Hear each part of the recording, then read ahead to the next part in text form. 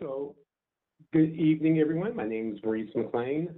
I am going to try to power through the PowerPoints, no pun intended, because this is such a specific presentation that I'm doing. I'm sure there's many questions to get through. Kelly will be taking your questions as we go through the presentation, so we can stop at some point to answer them, but I do want to allow time at the end for a Q&A to answer questions. So starting with our topic here and going right into it, the causes of teen anger, right? When dealing with teens and their anger, I just want to start with the beginning there. According to Marshall Linehan, the creator of DBT therapy, which is the primary therapy we use at my place of employment, Linden Oaks, located at 1335 North Mill Street in Naperville. Emotions serve a function. All emotions serve a function primarily to motivate us to action, right? To communicate something to other people, also to kind of validate and communicate something to ourselves. So there's nothing wrong with anger, right? Anger serves a purpose. Anger is a natural emotion. The issue many people have is rage. Rage is uncontrollable. It's a loss of control. So when we think of rage, think of road rage. Recently, right, while driving home, I now hear that the state troopers do a PSA about if someone's cutting you off in traffic, don't follow them home. Don't give them the, pardon me, but I spend a lot of time working with children, the one finger salute, right? Because you don't know how they react, right? There are so many road rage issues.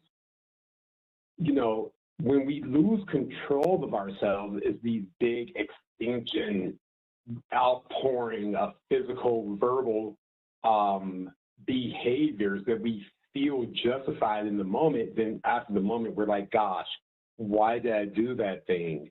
So the examples of rage can be physical violence or aggression, excessive arguing with parents, siblings, teachers, peers, correct? So separating the natural emotion of anger versus rage, loss of control. Many of you here are maybe seeing not anger, which is natural, but loss of control and rage. And so when we're thinking of why are we seeing that, not anger, which is natural, rage. During these times of adolescence, the stage of life these young people are experiencing, you may be seeing this push and pull of behaviors. On one hand, you're seeing this person who's struggling to become independent, a natural process during this time, right? You're seeing this person kind of grow up and seeking their independence. You know, they want to become more autonomous while simultaneously saying, get my Uncrustable out the refrigerator, right? Being a kid, being an adolescent is very complex. While being a clinical supervisor and someone who has worked with adolescents, I see the complexities in the deep thinking, the struggle to change and recognize that not only the changes they're going through, but their peer relationships. They're growing up, but simultaneously struggling to deal with the complexities in their relationships, right? And they sometimes don't have the language skills needed to put words to their emotions, but simultaneously their thinking is far more complex and their ability of experiencing emotions are growing, and they want to be more independent, yet simultaneously they're more dependent, particularly now, which is a whole different presentation, due to lack of executive function, right? Executive function being time management, doing laundry, grocery shopping, things like that, right? So you have a child who wants to be more independent, yet simultaneously maybe more dependent. And it conflicts. They want to be more autonomous from you guys, but actually they can't be, right? Cognitive development. So you sometimes, some of you guys may be raising these young people far more into their 20s. The human brain is not fully developed. For many of us, myself included, self-identified Generation Xer, right? I tell the kids all the time about being a latchkey kid. Going back to that term of executive function, having the ability to walk home by myself, let myself into my home safely, navigate certain things. I had to develop that skill early. Children nowadays don't have that ability. Some of you may be raising children far longer than what you think you are going to be. Teenagers at their base don't have great cognitive skills, right? As we see here, during this age, the teenage brain is both newly attuned to issues of right and wrong, but still self-focused, lacks perspective, see things in black and white terms, right? I often, as someone who's observed that population of people for 10 years, it's a reason why you see this, like, at times, very self-righteous individual. That's wrong, that's unfair. But it also tends to lend itself to this very dramatic, how dare you moment, right? They don't see the nuances. They can't understand the gray areas of life.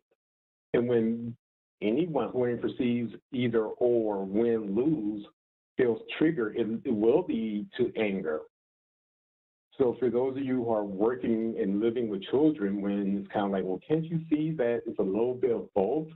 And they can't perceive it, they only see injustice. It's like, well, hey, dude, I'm just telling you, take out the garbage and stop playing video games. No, you're robbing me.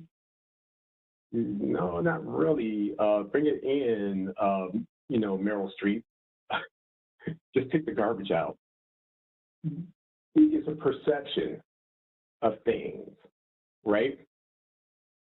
That's due to a stage of life.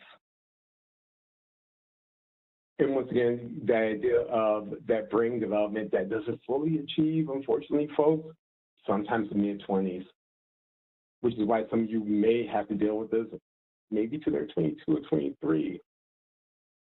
And of course, for those of you who are raising children, we have to talk about hormones and the ups and downs of hormones and what makes them particularly short. As someone once said to me, I walked into a room and I said, hey guys, one particular person, she says, Maurice, I hate my mom more than usual. I said, why? What did ma'am do to us? She bit into her string cheese and started pulling it apart.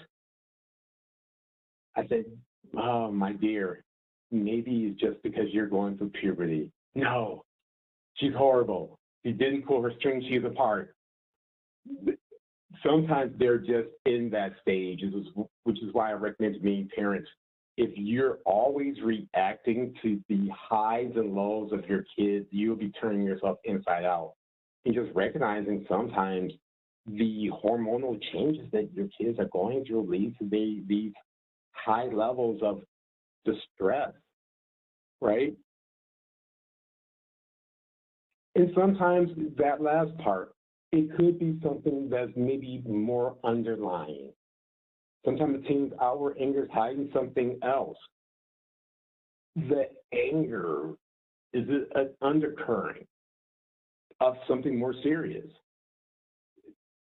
Something I remind many parents of, you know your child far more than I do. I just observe them and kind of report back, and I kind of chip away at them, right? The difficult parts of really doing the inventory of, wow, what's really going on with this individual. Sometimes the teen's outward anger is hiding something else entirely. If I often tease people, if I wasn't a therapist, I would have been a private investigator, because it's the same kind of level of investigation. Sometimes the tough work of a parent is the same thing. Wow, who is that new person hanging out with my kid? Where are you going? Wow, you are acting different. Oh, gosh, that's a new attitude. I've never heard you talk that way. Sometimes it's okay to question. Gosh, you've been acting this way for about a few months. Used to be really into football. What happened? It's okay to kind of question those things, right? Why do we want to address anger so much? Sometimes the unaddressed anger has negative effects in the family. No one wants to walk around on eggshells all the time. And we'll talk a little bit more about this. The anger sometimes is not as angry as, no one's as angry as they perpetually let on. Sometimes our anger and our depression are just kind of kissing cousins, as they will say in the South. It negatively impacts other relationships. And it has, which we'll get to at some point, have potentially long-term effects on other aspects of their relationships and of their lives, pardon me. Now, the bigger effects on society, and just something I kind of wanted to kind of pinpoint, dealing with younger people as much as I have, and we didn't do an exact bio, but I will dive into it at some point. Just talking about interacting with school-age children, as the kind of facts state here, 1973, the overall school suspension rate was 4%, but by 2009, 2010, school year suspensions had increased to 7%. Illinois school suspension rate 6.8. Florida, oddly enough, has the highest student suspension rate in the United States with 34.7%.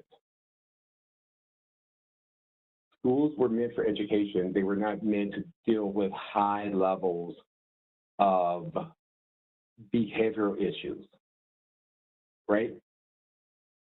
If you get a label as being behaviorally difficult in a school, they don't necessarily spend a lot of time trying to work with you. That's not what school was meant for.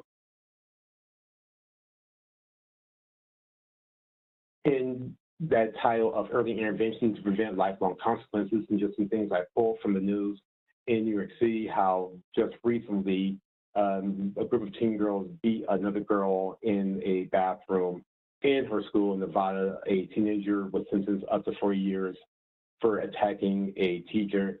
In Iowa, 2 teens pled guilty after beating up a Spanish teacher over a bad grade. All those things can be labeled anger, but as we kind of progress into the presentation, we'll see that maybe is not quite as easily labeled as just being basic anger, right? How easy would it then just provide more early intervention and get those young people some assistance?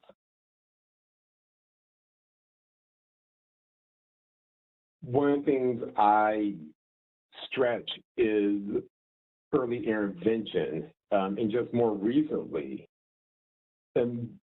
Jennifer Crumbley, for those of you who are not familiar with Jennifer Crumbley, had a son, to be delicate, had a son who had some issues in school. Due to those issues, he engaged in some violence at school, to be polite. And due to those issues, and what people are saying is the lack of awareness she had, she's now been the first parent ever convicted in the state of Michigan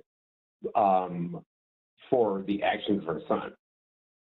So she was convicted of 4 counts of involuntary manslaughter, each one carrying 15 years.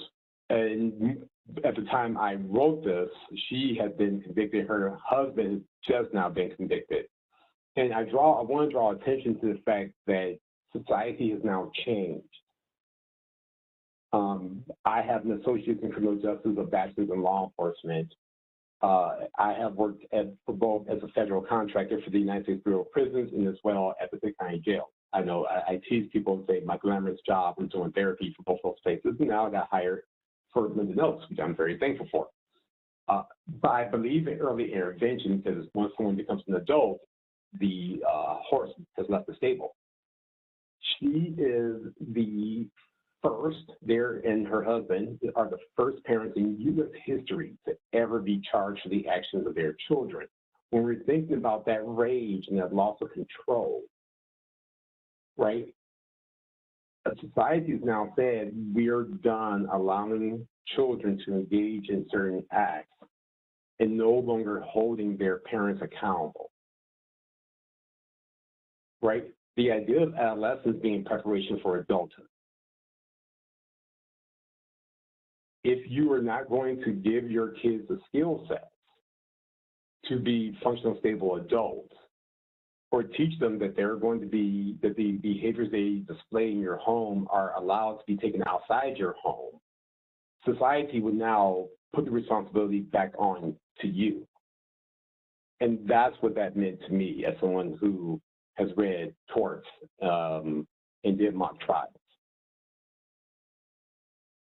So when we want to understand anger, anger is a secondary emotion, right?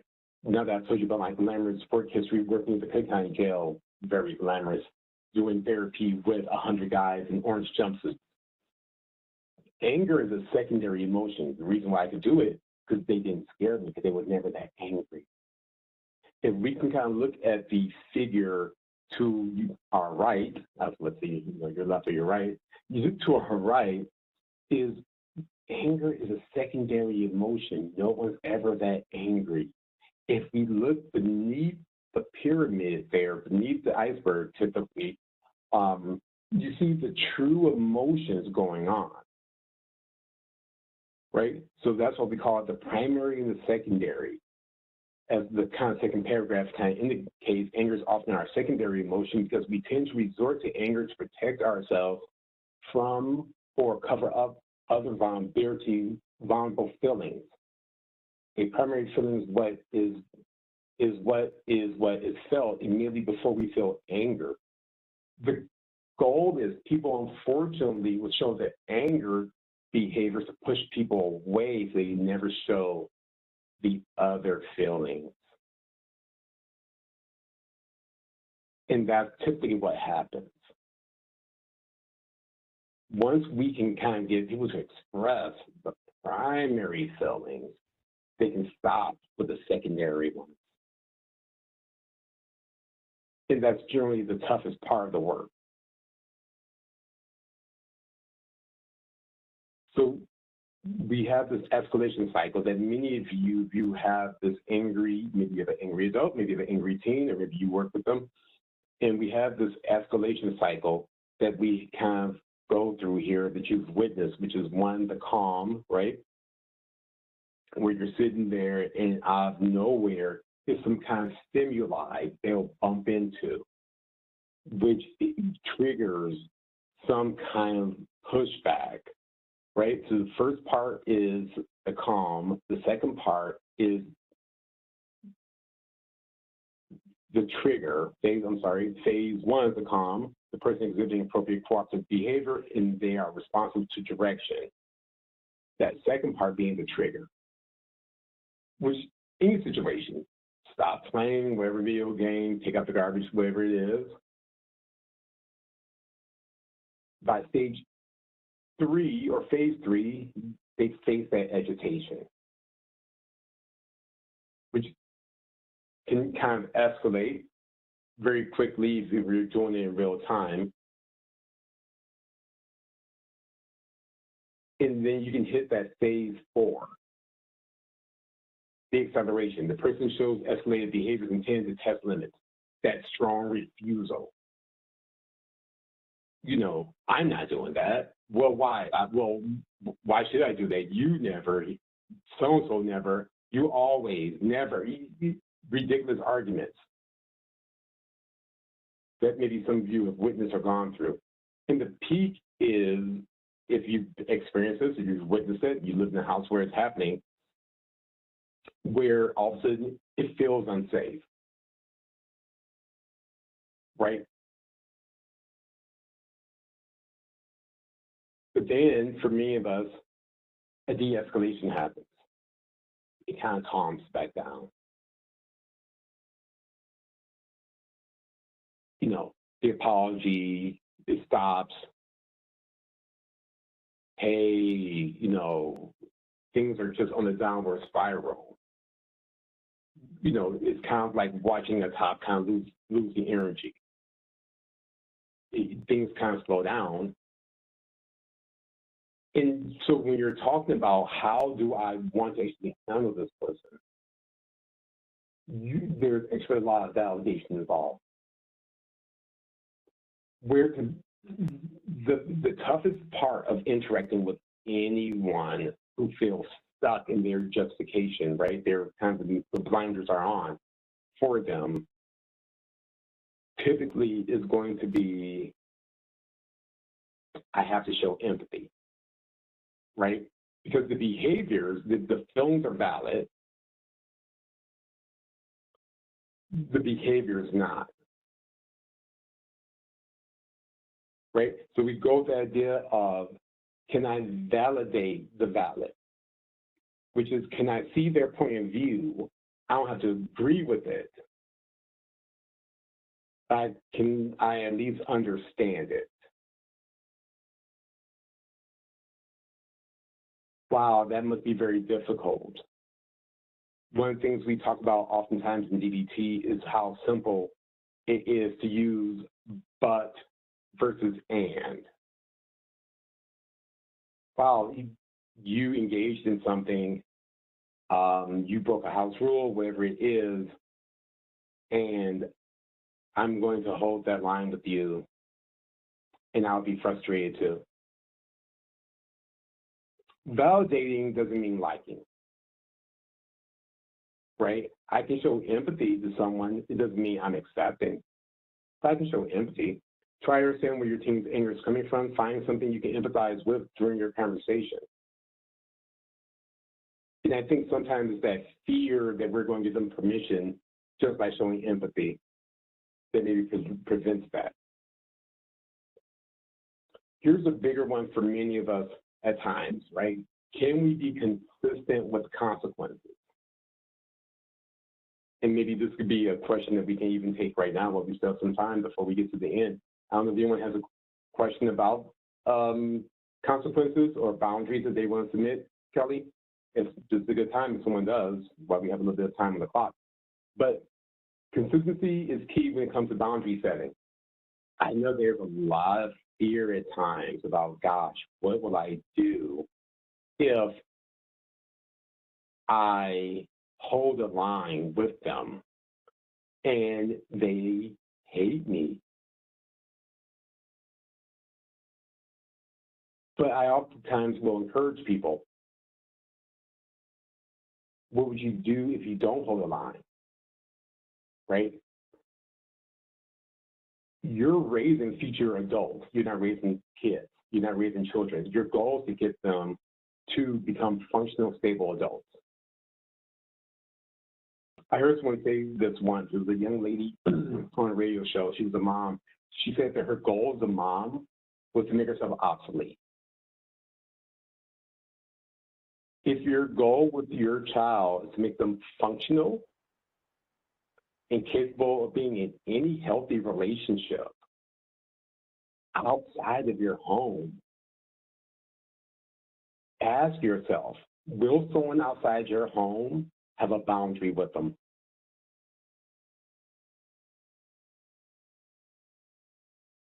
Probably so.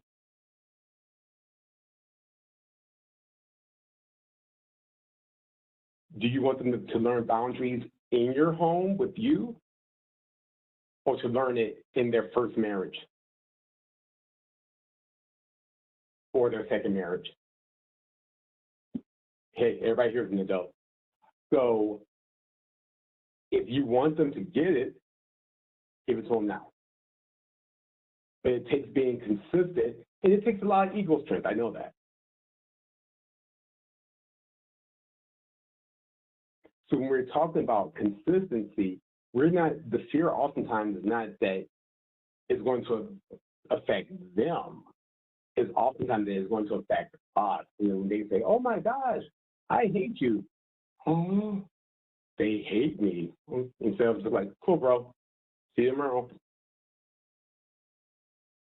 That need for consistency is the key when it comes to boundary setting. The team set reasonable limits, right? It doesn't mean that you set a boundary or a limit with them and they do something wrong and it can't be achievable to get back the privilege. hey, you do something wrong, all of a sudden, all right, you're grounded for 4 months. No kid's working to get that back. Make the goal reasonable. Sometimes, if it's too far, it's not worth getting it back. And if it's inconsistent, why would they not go and work to get it back? Oh, well, you know, you took my phone, but if I wait long enough, they'll give it back to me anyway, so why bother achieving?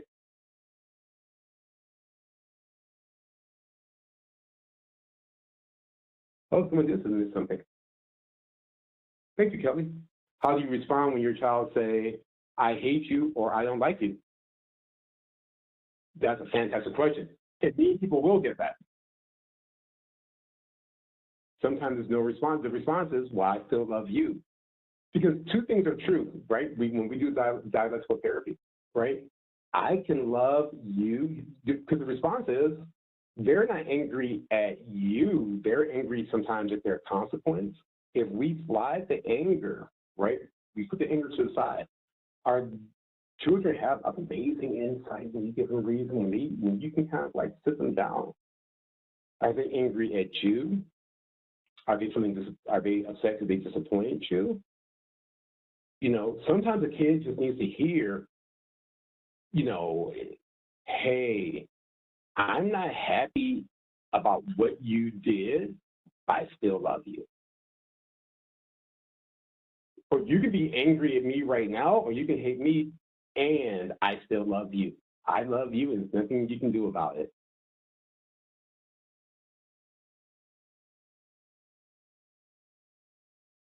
But they're going to be upset, and they have the right to be upset. But also, sometimes they're going to test limits. They're going to say those things to see how you respond. Can I push this person away? So you can be angry at me. You can say you hate me, and I still care about you.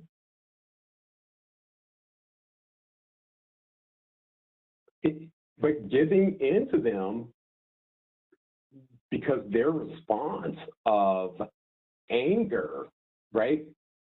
And for everyone here, once again, we're doing this for the grown and sexy, they say where I'm from. What is that teaching them? Because remember, you want them to be able to have a relationship outside your home. That when someone responds with anger, they get what? What they want?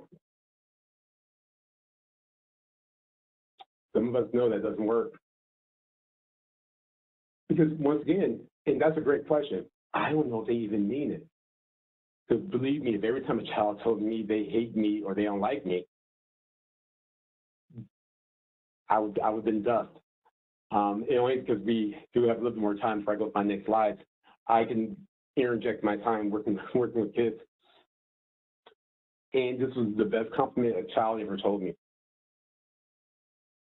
A child once told me in my 9-year experience working in the adolescent department at Linden Oaks, a kid says to me, and I'm pretty structured and pretty strict with the rules.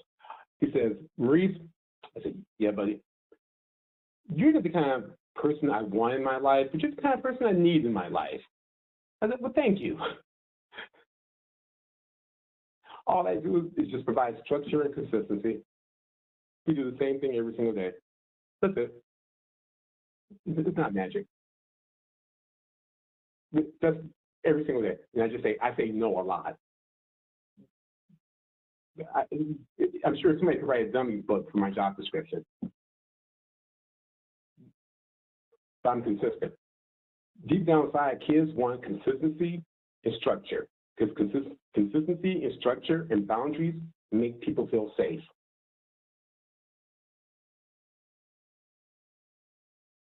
So they're free to feel that, but they actually just want it.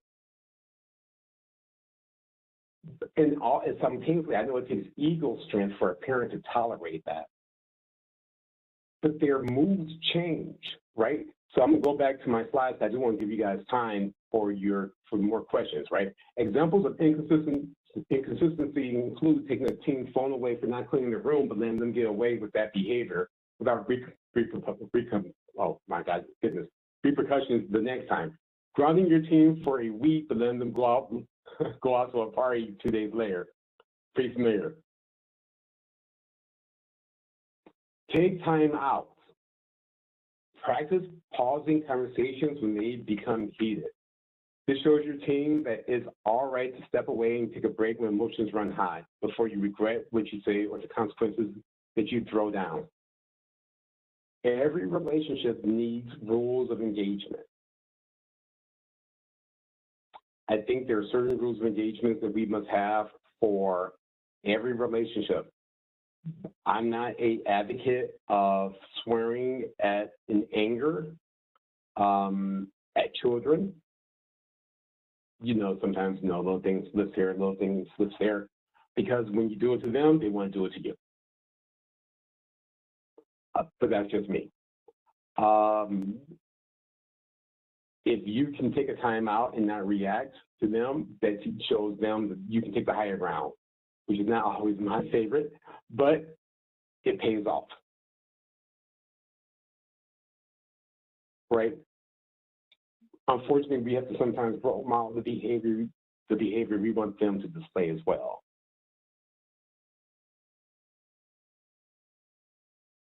Discuss hot topics at a calm time. Going back to the idea of what are the rules of engagement for discussing things. There are absolutely times where there are so many issues that are unresolved that you can never get to them. And I've said in rooms, be it if you're married, if you're talking about your child-parent relationship, you can't resolve everything at one time. Is this the time we're going to talk about that thing right now?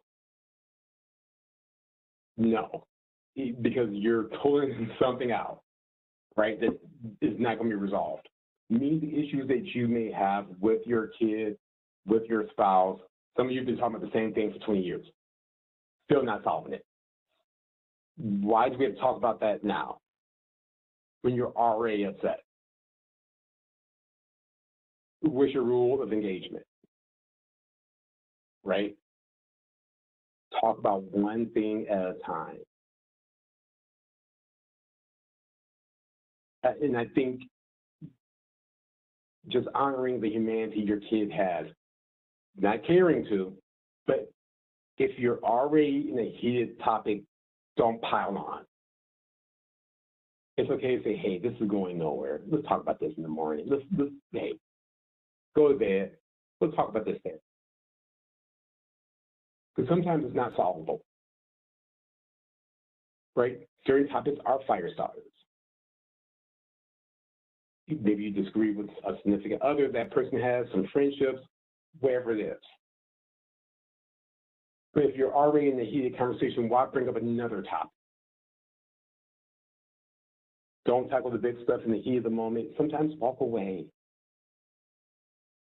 Tag somebody else in, or just call it a night.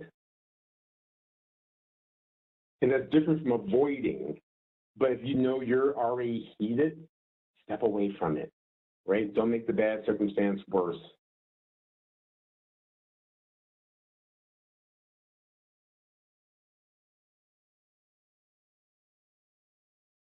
And that goes back to that, teach how to process anger. Knowing the appropriate ways to cool off when you're mad is a crucial skill. What do you do as an adult? Oh boy, that could be a tough one. But what do you do as an adult? Hopefully that's healthy. That helps you. Maybe this can be a growth moment for you as well. Is that family thing where everyone can go for a walk, everyone can play a board game, everyone can, take the dog for a walk, right? I do work from a very authentic, perspective. Does everyone get so upset with each other that no one can enjoy each other's company? Do we all need to know how to play board games and be fair to each other? It's okay to admit that. Hey guys, how do we learn how to enjoy each other more? as a family. And not just saying, hey, we can't acknowledge each other's anger, but we need to simply do a better job of doing something different. We acknowledge it's valid and pick a different behavior reaction. And it's also a learning process. It's also a learning process for the entire family and how we can all role model that together.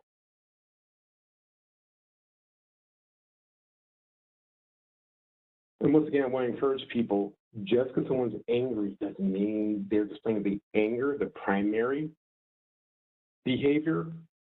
It doesn't mean they're always that angry. Sometimes, if we dig a little bit deeper, what's really happening with them? People will tell you more when you pick the right time. After that de-escalation period, when people are in that recovery mode and they're not as angry, that's a good time to talk to people. Hey, man, you seem like you're really angry back there. Are you okay? Or just ask them, hey, are you that angry or are you kind of sad? You'll be amazed what information you can get. Look beneath the surface. Sometimes people use the anger to push us away, right? They're using anger behaviors to keep us away because they're trying to protect themselves. There's a fear of vulnerability from people, right? That going back to that function of emotions, if I cannot let people see my vulnerability and protecting myself, because once again, seeing so many men in therapy, everyone sometimes guys have a baseline of fear that if they didn't show their anger, they would show a different emotion. They would show sadness, and big tough guys, they don't want to do something in front of people. They don't want to cry.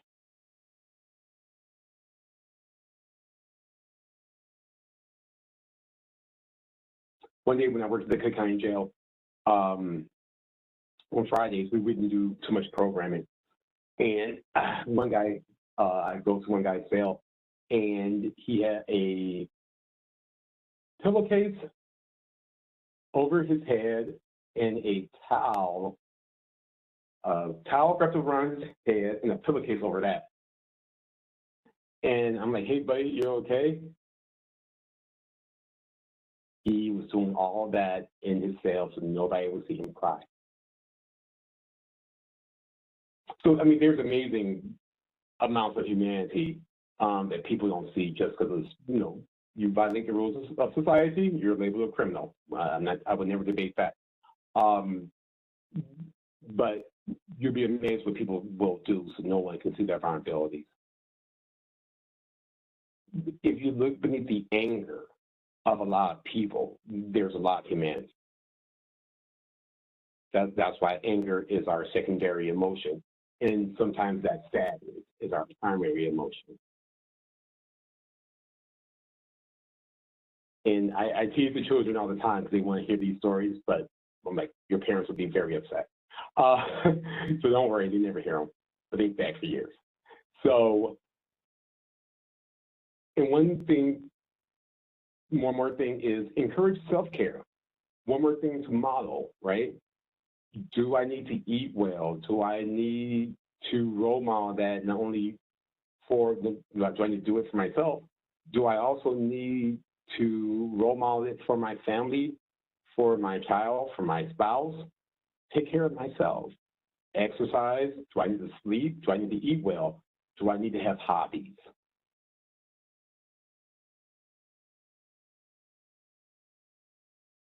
Something to help me diffuse my anger, relax a little bit. But as we move forward, warning signs your child may need more help than just what you can give them, right? Just be aware of, is your child bullying others?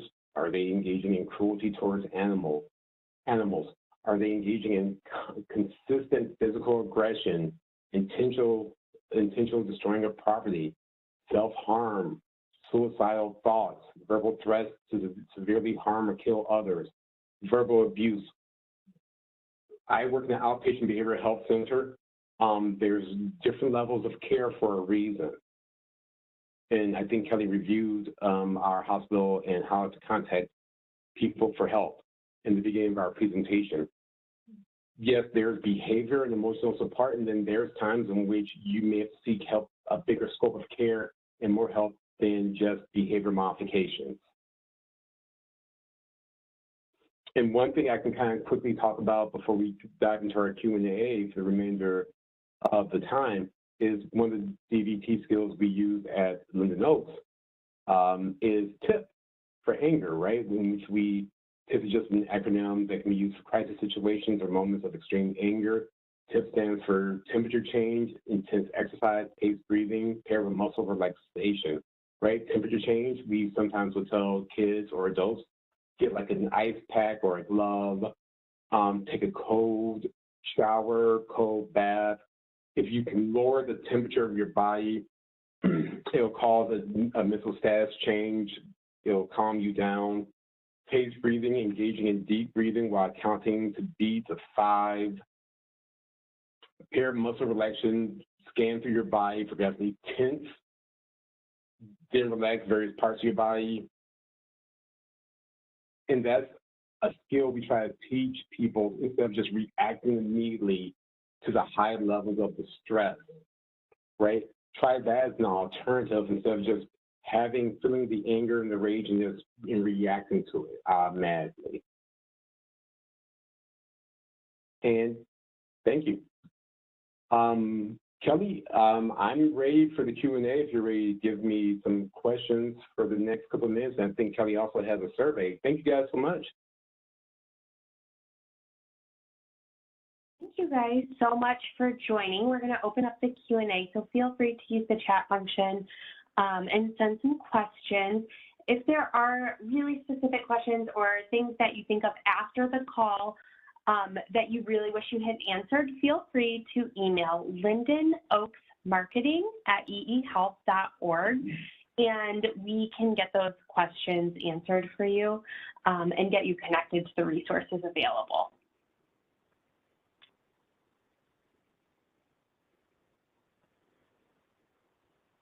So I'll give it a couple minutes for a question.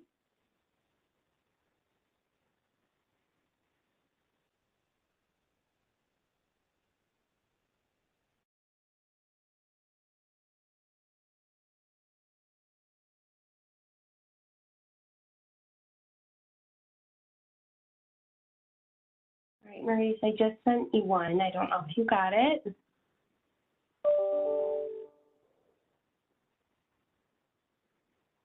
I'm scrolling down. BC, agencies and boundaries versus giving them independence, right? Gray area. Wow. A difference in boundaries versus giving them independence. Gosh, that's a pretty good question. Boundaries to me is nothing more than limit setting, right? Boundaries to me is limit setting.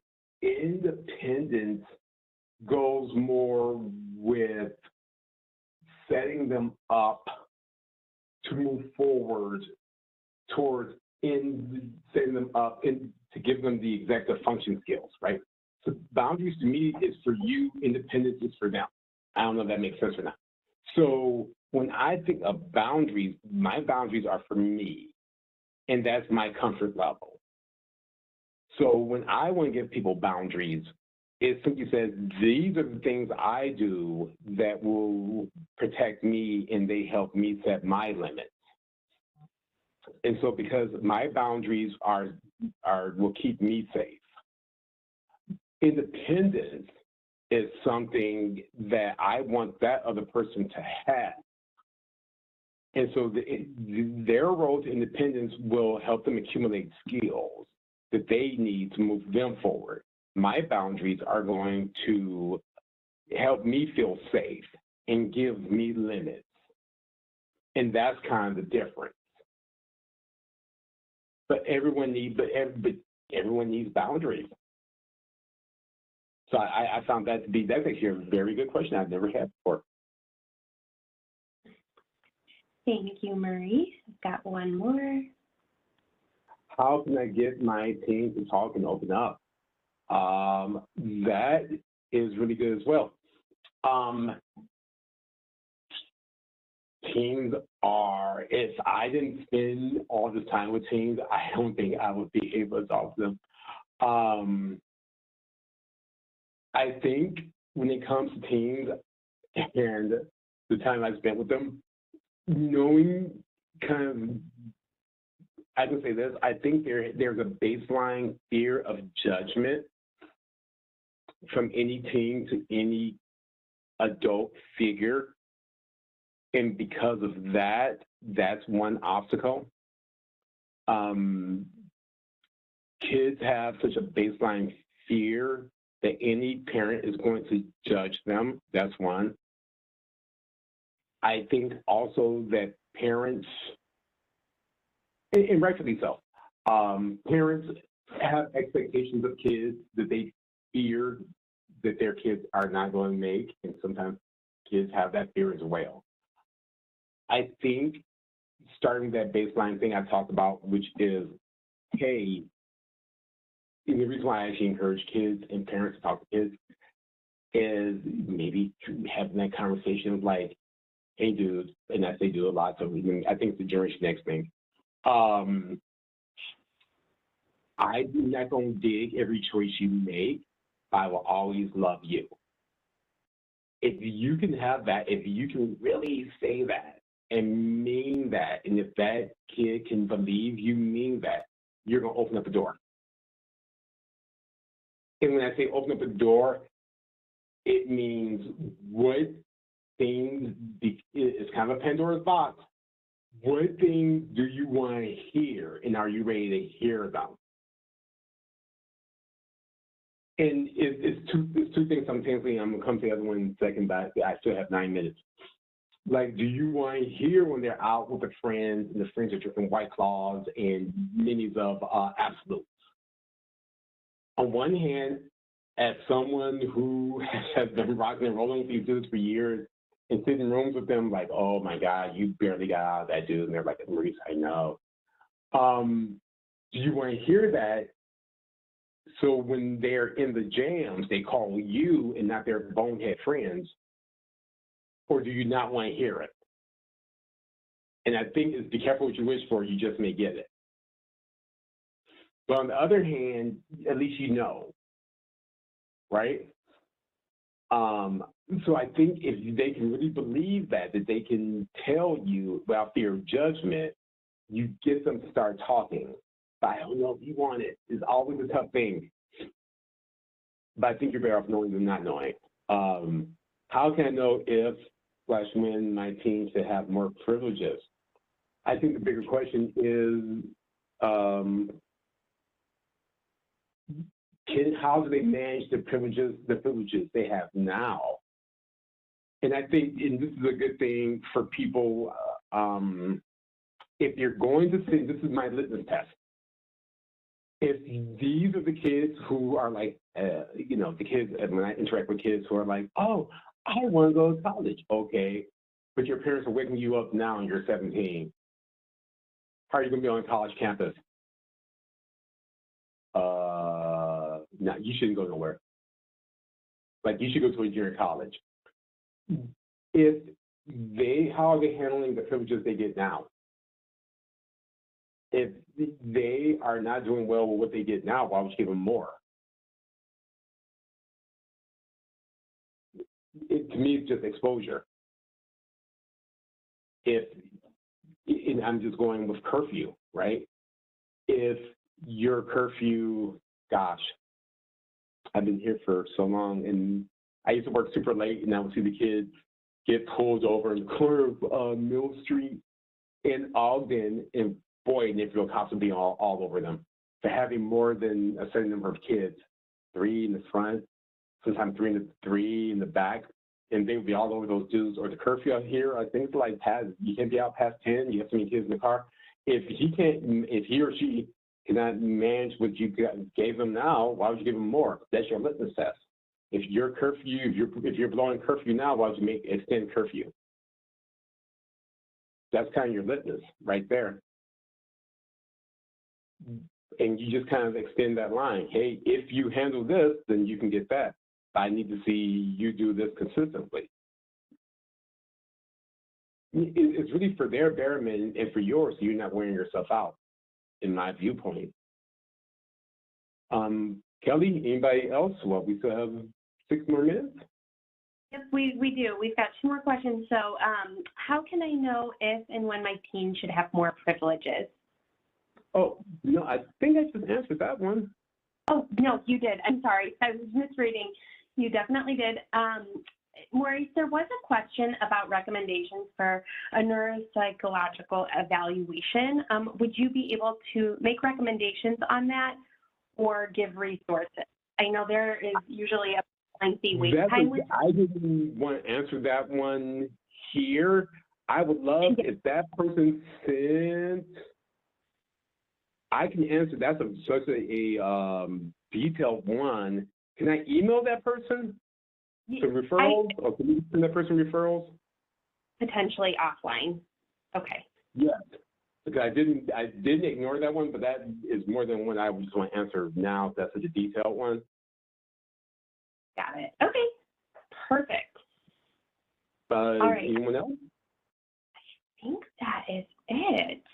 Thank you. Does anyone have any questions? Someone said something, I have an ADHD wages when he does not get his way. Oh gosh. That is definitely a resource question, and I think that goes, we revisit our topic about boundaries and the eggshell question, because you're not, for the ADHD team, you're not raising a teen, you're raising a future adult, right? And so as someone with, as I always talk about my glamorous history, working for the Bureau of Prisons, working at the Cook County Jail, I think at some point you can use resources, and then you may have to kind of figure out what else your plan is to get the help that he needs, right? Because somewhere in there, that's not fair to you, and there's not enough detail in there, and I don't want to project anything. I don't know if are you living with other people, siblings? I don't know maybe if you have older, I don't know if there's a parent or a grandparent there, but I always think that many of us are not in a cocoon, right? You know, that's a difficult way to go through life, where you're navigating this eggshell. And simultaneously, that person, and the one thing I encourage me parents on is that person may have to live a life without you. So your goal is to get that person to be functional. So although it's hard now, it will be even more difficult later. That's why we try to do the work on the front end while they're children. And so the difficult part is, yes, you're not going to like me now, but gosh, you're going to love me later when you're a functional adult. Because it's not too many alternatives. Or some of you may be stuck with these guys because they're not going to be able to function. And I don't know what'll be better or worse for some of you guys. At least saying, hey, I tried the best I could when they were kids, or saying, gosh, I didn't do everything I could when they were kids. Now I'm in my 70s, 80s, and I'm still stuck with this guy. He's in his 40s.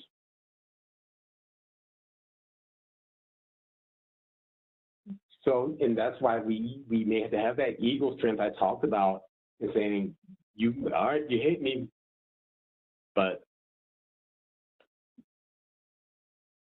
and right?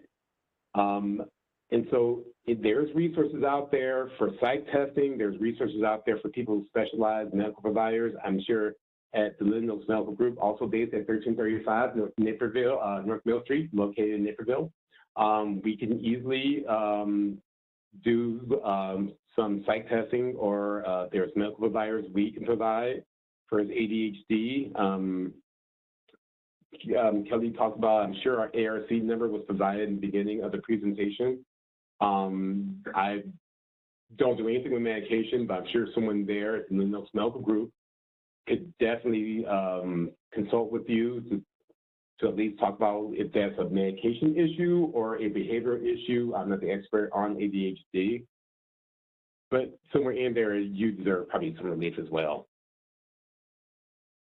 So I hope that was a sufficient answer.